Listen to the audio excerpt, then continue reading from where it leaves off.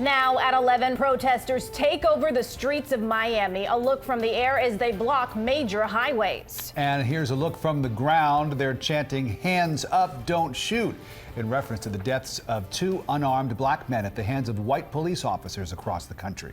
And take a look at this, a sea of headlights. Traffic backed up for miles as the protesters shut down part of I-195 at one point.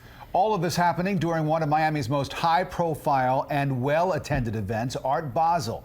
Good evening, I'm Rick Fulbaugh. And I'm Erica Sargent. This is one of several protests in major cities across the nation. Tonight, CBS 4 News brings you live team coverage of these street demonstrations. We begin with CBS 4's Brian Andrews. Brian. Well, Erica and Rick, here we are looking at all the art, and with the world looking at the art, the protesters knew that they would be able to get some attention, so they got on social media using hashtags like Ferguson to Miami and Rifa Lives and took their protest not only into the street, but up onto the expressway over there.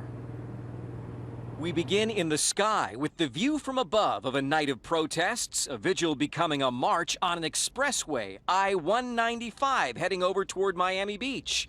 The protesters going westbound in the eastbound lanes, crossing traffic, stopping vehicles. Lots of people, lots of cars, lots of uncertainty.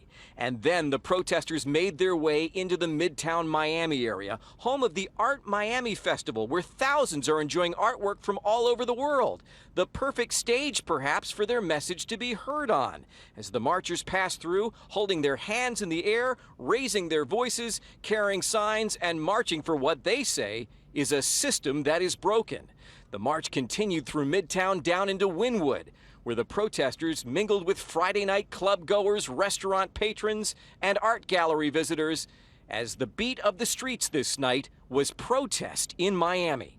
It was a massive display of civil disobedience, stopping traffic in Wynwood, where they laid in the street for 4 minutes and 30 seconds, a tribute to lives lost. Who's thinking about Rifa? We are! Who's thinking about Mike Brown? We are! Who's thinking about Eric Gardner? We are! Who's thinking about our families? We are! And along the protest route, we met these educators. The greatest lessons we can teach our students, which is activism. Absolutely. Me personally, so therefore it's not just them, it could be me as well. So therefore I'm protesting for my livelihood as well as my students' livelihood. No justice, no peace. Organizers of the protest tonight told me that they think they had about 600 people in total participating, and they are going back on social media calling for another get-together on Tuesday at a site still to be determined. We talked to the Miami Police Department tonight. No arrests, no injuries connected to these nonviolent, peaceful protests. Live near Midtown, Brian Andrews, CBS 4 News Tonight.